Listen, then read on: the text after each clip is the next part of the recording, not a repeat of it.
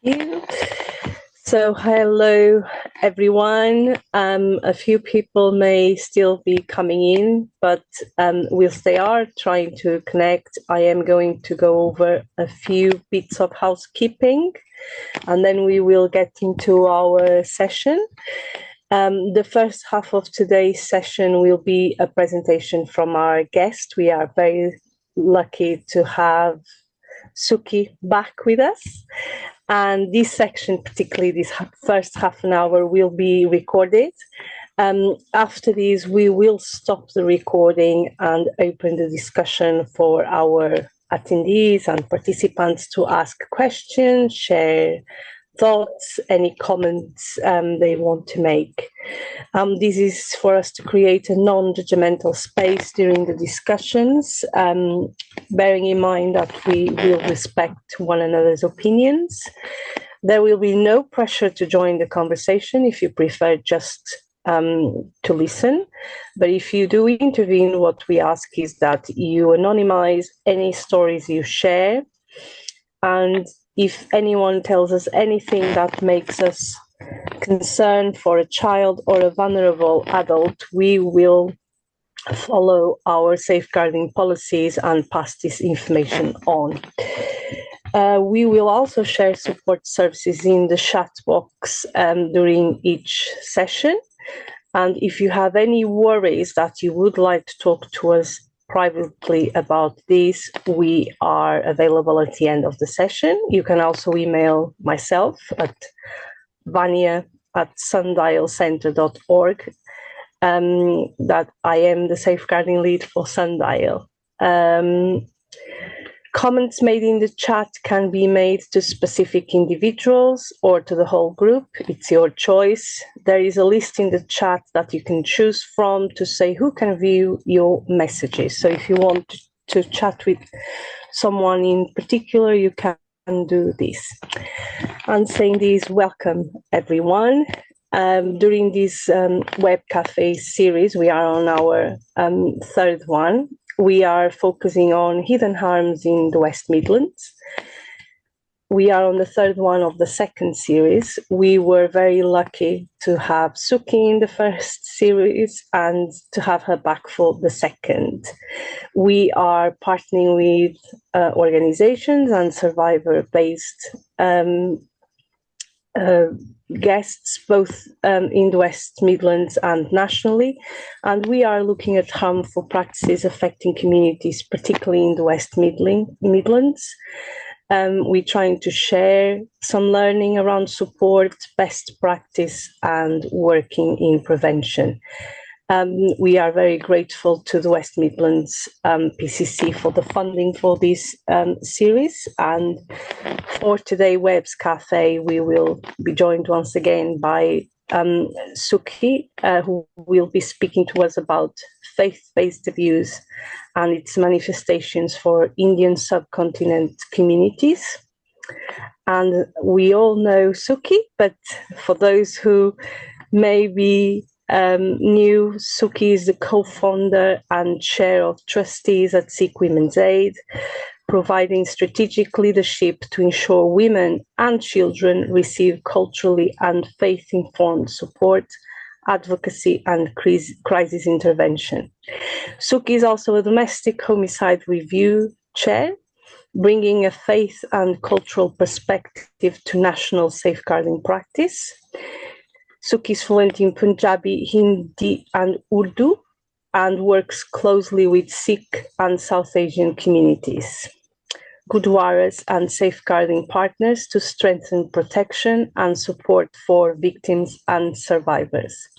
Welcome, Sukhi, and I will let you now take the floor. Thank you so much for that, Vanya. It's always strange when I hear someone read out my profile. I just want to hide because honestly, I'm just someone who is from the community. I'm not from the Vogue sector at all. I'm actually from the faith community. I am a woman who truly practices and believes in her faith. But then I'm also the faith and exploitation lead, and it is my steadfast belief in Sikhism, the teachings of our Satgurs, that has made me the woman that I am today. And it allows me to go back into my community and challenge just those spaces where harmful practices occur. This is often deemed as a sensitive subject because I've noticed faith-based abuse, in the statutory sector. I would also argue in the Vogue and DA sector is always filed away in the it's too hard category. And as someone who's navigated this space, both as a woman and now as a professional, I just think it's very important that I just lay the context in which I'm framing the rest of the presentation. This is not an attack on faith itself. As a woman of faith, faith is a beautiful thing for those that believe and practice in it. This presentation aims to separate faith from abusive practices that hide under the guise of faith. And there is nothing, whilst I will be discussing case studies within this case, I'm looking at the conduct of individuals that stray away from faith. And at no point are any of my messages aimed to attack any faith. I have learned so much through my interfaith colleagues over the last 10 years, but the United Kingdom is a nation, and the West more generally, that is Abrahamic faith informed. So we're looking at Judaism, Christianity, Islam, three beautiful faiths that have a strong support within their communities, and it provides genuine source of comfort and solace. But in the West Midlands, we have a plethora of faiths that are not Abrahamic at their core belief system. They're non-Abrahamic. And I want to really we haven't got long together. I mean, I could talk about this all day, but really opening up an introduction into that space. So the order of discussion today will just be a short introduction to myself, which I might just skip because Vanya did such a good job on that for me. We're going to look at faith communities in the UK and really understanding why understanding these communities matter. Because if we are in the space of providing support, guidance, and advocacy, it's important we understand what is important to the people that we are supporting, not what we think of the beliefs of the people that we are supporting. Then we look at where faith and spirituality is weaponized for abuse and oppression, and then what we can take away from today's. And what I mean by that is opportunities to disrupt. So let's take a quick look at religion in the UK. So this is a chart taken from the ONS Census 2021. And what we can see now in global majority communities in the UK, people are leaning into faith and spirituality. So we see a significant increase across Buddhism, Hinduism, Islam, Sikhism, and other religions. The only reason I haven't circled Muslim and Jewish because we are focusing on the Indian subcontinent. And the fantastic work done by colleagues in the Muslim, Jewish, and Christian space means that no matter what space I've gone into in from the third sector, there's always a lot of voices and opinion from this cohort of faith community. But I always find that the non-Abrahamic faiths are much more less represented. But when you look at the data, we are seeing significant shifts towards people leaning into faith, because this creates wonderful opportunities for people to take charge of their lives and bring themselves from a starting point of limiting beliefs to a stage of self-enlightenment, whatever that looks like for that individual. But I just thought what was significant and was fascinating for me to see, and I don't have any answers around this, was the significant decline in Christianity and the significant increase in people who do not identify with the religion. I just wanted to put that data out there. I just found that fascinating. And I have had conversations with my Christian colleagues who have opinions on this, but I just thought that data was fascinating. And when we look at why this matters, this data alone shows that people are leaning into faith and spirituality for some form of comfort, guidance, enlightenment, inner guidance, inner teachings. Their motivations are their own. But what we need to take away from this, faith in global majority communities, especially faiths that originate from the Indian subcontinent, are on the increase. So why do these communities matter? Well, as we know, since Brexit and even before Brexit, there has been a significant immigrant population growth across the UK. The West Midlands has seen probably one of the biggest population growths. Even myself, as now a second generation Sikh Punjabi woman in this country, we are now each year seeing new migrant communities from my own community, from Punjab, from India, and they will bring with them whatever faith, beliefs, and values that they hold at the time my grandparents brought theirs, those were instilled in us. There are new generations coming, and as people's understanding the way spirituality and religion is preached, attitudes, beliefs, and values immigrate with people. So it's so important to understand what is going on for these communities in the values that they hold. We will go into good, bad, what that looks like a bit later. But beliefs and values immigrate with people. And I think sometimes that gets missed from the conversation. Faith in of itself is unregulated nationally. There is no regulatory body that governs faith and religion. I think the closest thing we could call to governance is the Charities Commission, but they are not the Faith Commission. They govern charities, and many faith-based institutions will run as charities. So whilst they have a significant oversight in governance and regulation in accordance to laws and policies of how a charity should operate, they cannot offer guidance on how faith-led organizations should be preaching, practicing, and distributing faith, spiritual, and religious knowledge. So there is that gap there, which I believe creates huge opportunities for people to misuse and profit from people's vulnerabilities. And if we look at religion and faith in general, as practitioners, we might not practice any belief, and that's absolutely okay.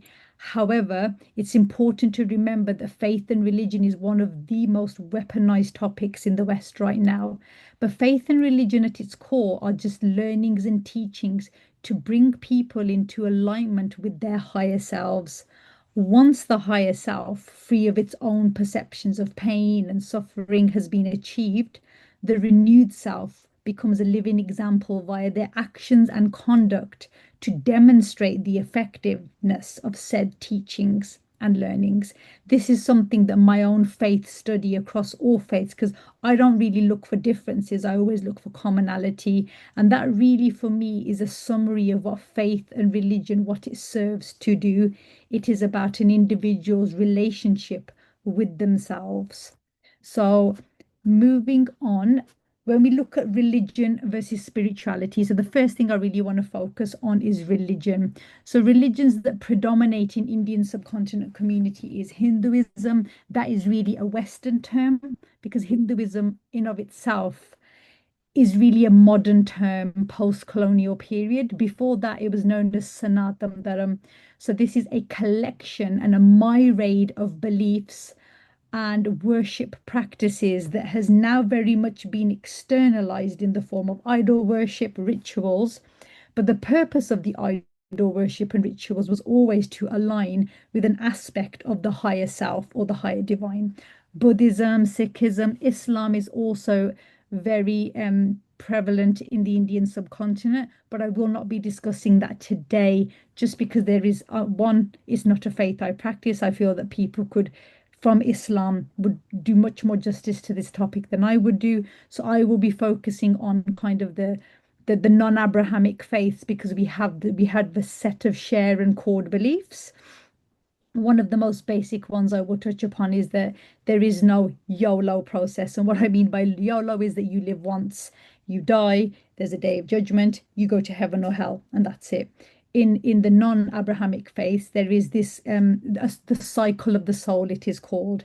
What if one does not reach its creator, its source, it will continue to take the form of a body or an animal, or it will continue in this cycle called reincarnation until it reaches your absolute state of self-realization.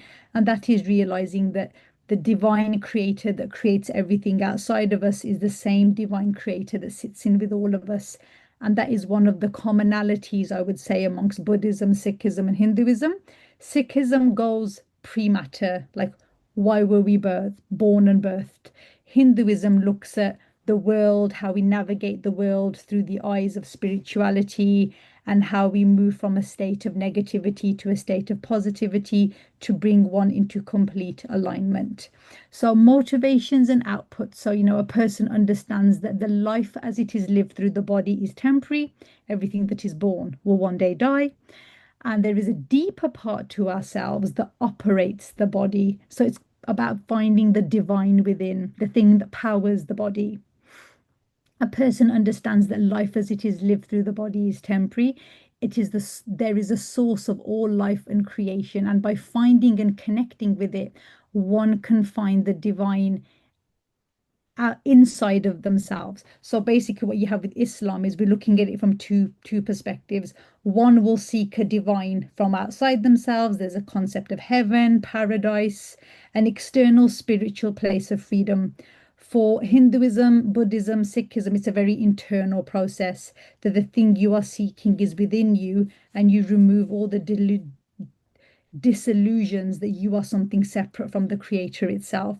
So we're all going to the same place. I always take this analogy of that if I'm in Derbyshire and I'm going to London, I might go down the M1, I might go down the M40, but we're all going to London. So if I were to encapsulate all faiths, the destination is the same. The routes that we take to get there are very, very different. So religion in of itself has been evidenced. It has been in existence for thousands of years. There's texts, stories, scriptures. So these are solidified faiths that people have been led by, have been inspired by, and continue to practice in their day-to-day lives. So that is really the religion side of spirituality. Now, for me, spirituality is religion's poorer, retarded relation. And how we see this manifest now is in the form of God men, God women, physical human gurus. So spirituality, I see, has been taken from a subset of religious doctrine. So you have a whole scripture. It's the picking and choosing of two buzzwords, super words, as I like to call them. And then it places a process, institute, or person as the intermediary between the person and their higher self. So if I wish to get somewhere, this person acts like, well, you can't get there without a sat nav. I am your sat nav. And this is where now spirituality, I feel, is now taking on a very sinister form. These are what I would call New Age religions, New Age institutions, and motivations and outputs that you will see is big social media followings, and these individuals or institutions being politically influenced. They are then, the more followings they amass, they become vote banks. So if you have an individual that has, which we will go on to next, as I have a case study, we have an individual with 13 million followers, and 10 million of those followers are from the Indian subcontinent, and there's elections coming up. A picture with this man can significantly impact how that election will turn out. Then what we have is followers, believers are required to be invested. So they will have to have an emotional investment, they will have to have a mental investment, a cognitive investment, but then also a very material investment, because without people, the movement cannot grow. And if it's personally selfishly motivated, it requires the indoctrination of people. This can be through podcasts, courses, books, retreats, donations, and it's all framed as you are serving collective God consciousness by buying this podcast, subscribing to this course, and these can run into extremely high figures to maintain the lifestyle of this spiritual organism, as I will call it. And I do have a case study on this. So in India right now, and again, this is not a criticism, I have no opinion on this man. I did a search on this man because I think there has been some big festival in India, and all of a sudden my Instagram feed has been flooded with this man. So I actually came across this video as I'm sharing you now. So we have a small child who is bowing at the feet of this man. This man is holding and embracing this child, and this man has 13.2 million followers globally. And he did a big event in India, and he had famous Bollywood and Hollywood artists performing, attending, who then all put out social media content in support and absolute reverence of this man. So I would ask, and like, when we come to the discussion space, I would really like people to have a look at this image and give me your honest thoughts when we come to the discussion space about how this image makes you feel when you see a small child bowing at the feet of an elderly man. And then once this came up on my Instagram feed, I did a few searches on Google. And then I found some very sinister news articles about this individual where there were allegations of rape and sexual abuse, court orders being issued against his foundation about brainwashing, misconduct, and it's not a safe place for children. Parents are claiming their daughters were held captive.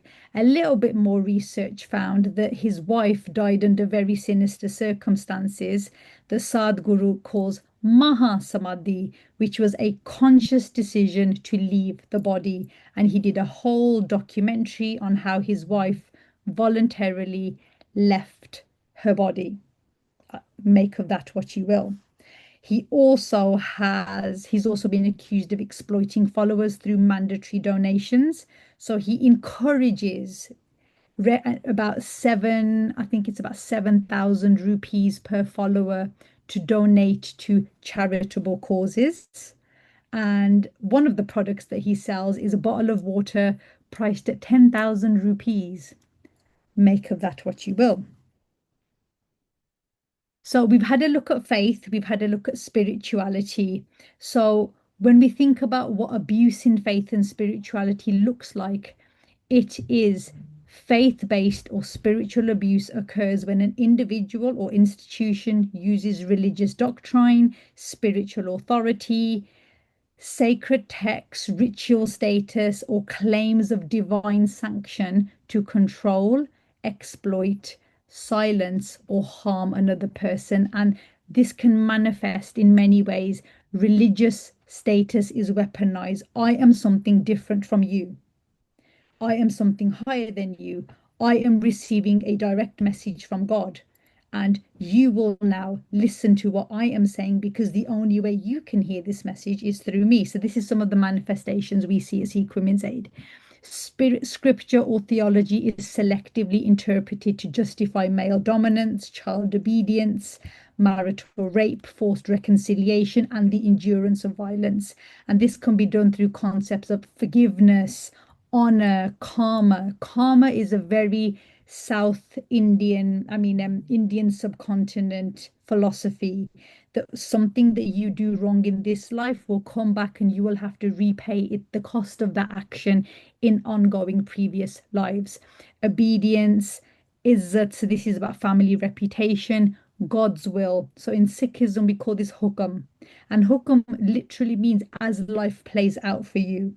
But how it's weaponized is when someone says, I have been given God's will, you must listen to what I say, or you are no longer aligning to God's will. So, this is a form of very sinister manipulation via abuse. Victims are threatened with spiritual consequences, and this comes through sin, hellfire, rebirth in lesser forms. We had a case where we had four, and I will be going into that case study shortly, where there were girls as young as 7 and 9 told that if they did not listen to this man, they would be reborn as prostitutes in their next life, or they will be born with limbs missing, or they would have deformities. And when something like that is instilled into the mind of a 7 and a 9-year-old, you can only imagine what they will then allow things to happen to them under that absolute fear. So it's really important to see that when faith is misused, abuse has absolutely nothing to do with faith. We are in an age of aggressive faith propaganda, anti-faith propaganda, misinformation, the real ignorance about the beauty and comfort that faith and religion provides to those who seek its guidance, because their wish is just to have a complete self enlightened life where they are not crippled by their own negativity, their own self-doubts. But what we are now seeing is faith is absolutely being misused, it's being weaponized. Religion has been misused, religion has been weaponized, and in some cases rewritten. If we look at some of the older religions, like such as Sanatam Dharam, there has been, I would say, a millennia of rewriting of the core scriptures that encapsulated Sanatam Dharam. And then this then forces people to move away from religion and go into these spiritual spaces. So I always look, I can only give myself as an example here. As a woman of true faith, the manifestation of my faith is me challenging those in my community who do everything that is listed on this slide. Now, there might be, then they are a small minority, like in all faiths. People of faith are beautiful, peaceful, harmless people who really focus on themselves and their families. This element of abuse is often very small, but it's significant because as more and more people grow into the faith space, the more and more opportunities there are for misuse because people do come in at a very vulnerable stage. But for me, challenging this, because I'm able to separate abuse from faith, challenging it comes very easy to me. It's not something that I fear or there's no sense of honor. If anything, I flip that narrative and put it on the perpetrators that how could you wear the guise of faith and do what you are doing? So it's very, very important. And I emphasize this at the beginning that abuse is nothing to do with faith. Abuse is nothing to do with religion. It is taking abuse and religion and using it as a tool of oppression and harm. And I think that is the key message I would really want to send and viewers away with today is if you can separate, because sometimes when we respond to these things, we can come from a place of, I don't want to cause offense. Maybe there's something about their religion I don't understand. Abuse is abuse. And when something looks abusive, when something feels abusive, when something doesn't look right to you, follow that gut instinct because you're probably right. So that was just kind of abuse in spirituality.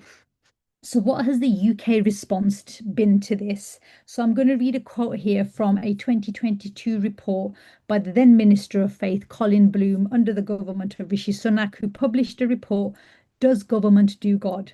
And I thought this was such a powerful. This was the only thing I really took away from the report because for the first time there was a government report that acknowledged three types of believers. The first are true believers who, regardless of their faith, are sincere, devout, and peaceful. The second are non-believers who, like believers, are generally sincere, peaceful, and decent. True believers and non-believers are part of the solution to improving society. The third are make believers.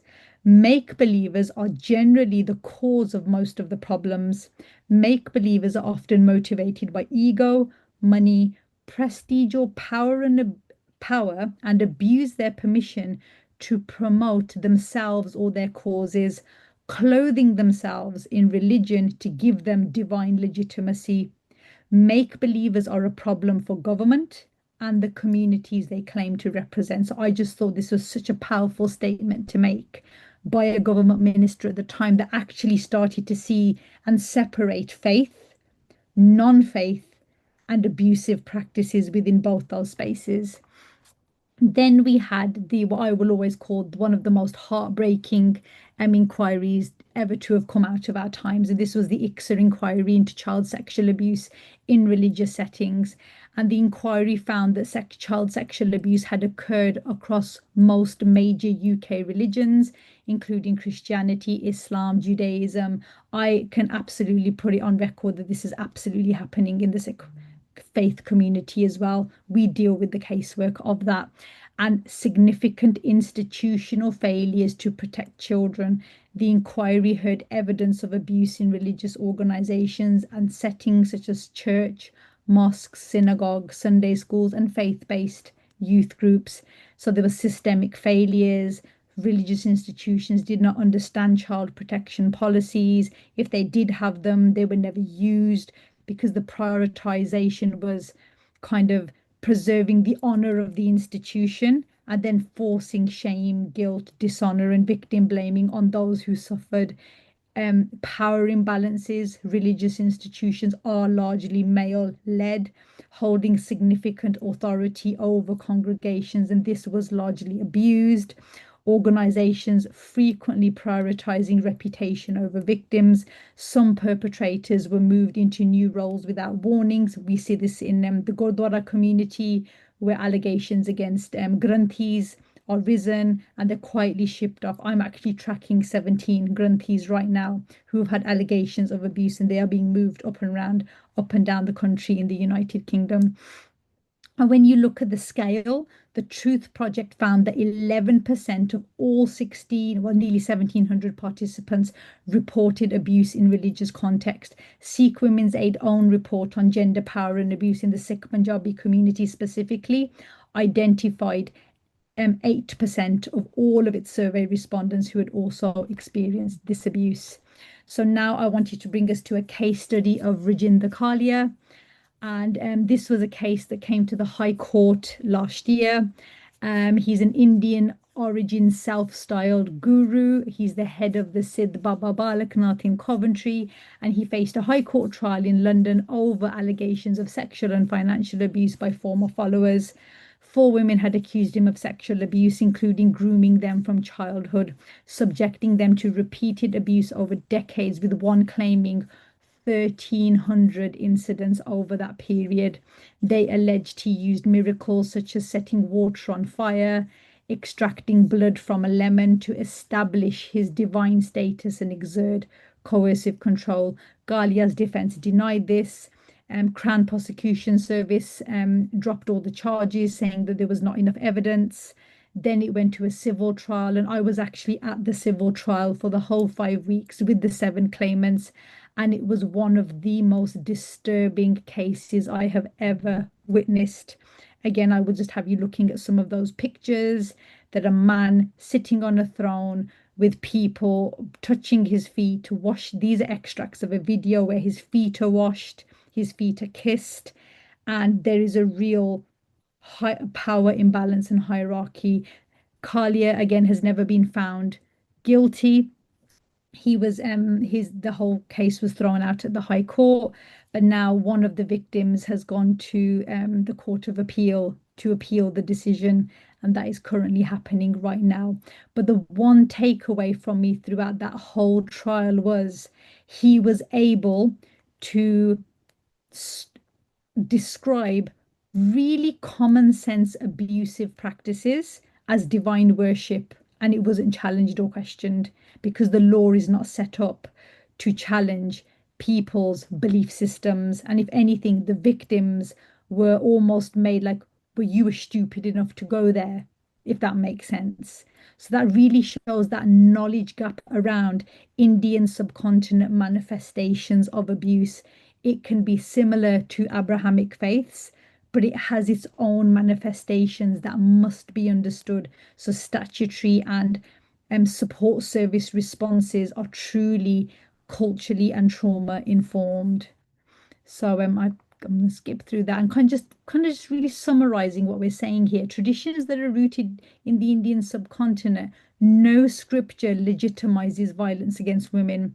Where texts appear to invoke justification of harm, they are being interpreted through patriarchal or cultural power preserving lenses, not through the ethical foundations of compassion, justice, and accountability, which is central to all of those traditions.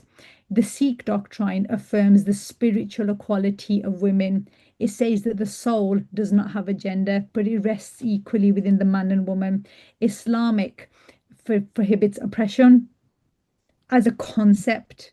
So then Dharmic philosophy, Sanatam, condemns adharam, which is unrighteous conduct, as a philosophy. So then when you look at everything that falls under unrighteous contact, if there's a condemnation of unrighteous contact, common sense then makes it very clear what is righteous and what is unrighteous.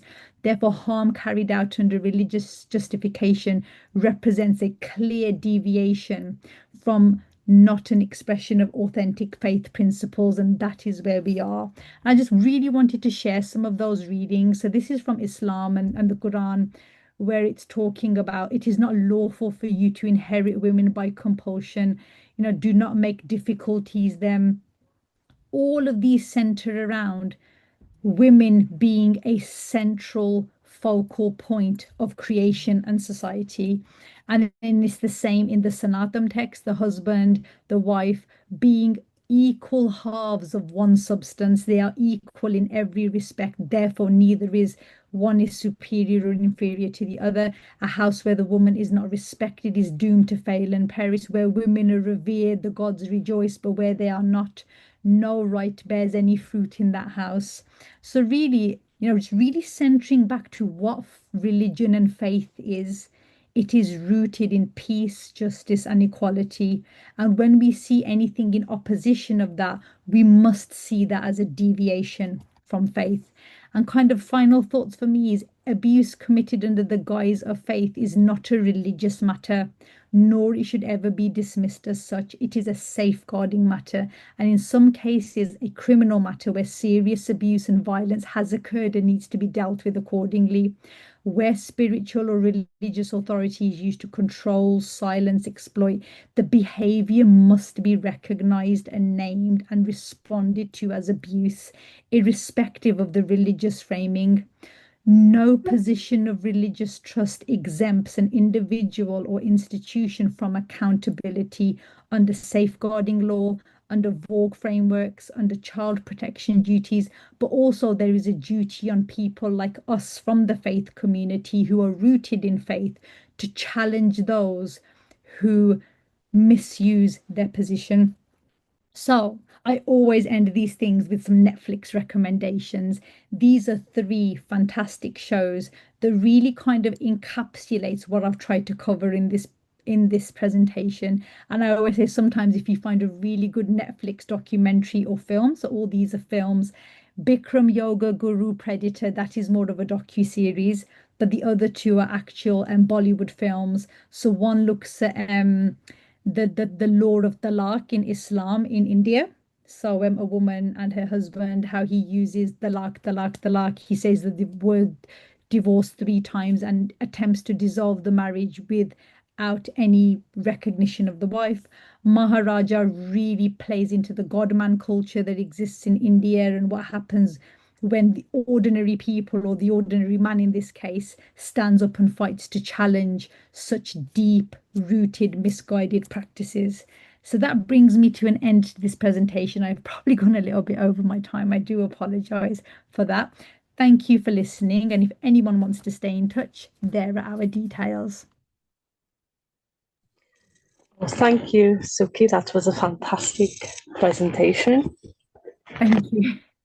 We're going to stop recording now, if that's okay.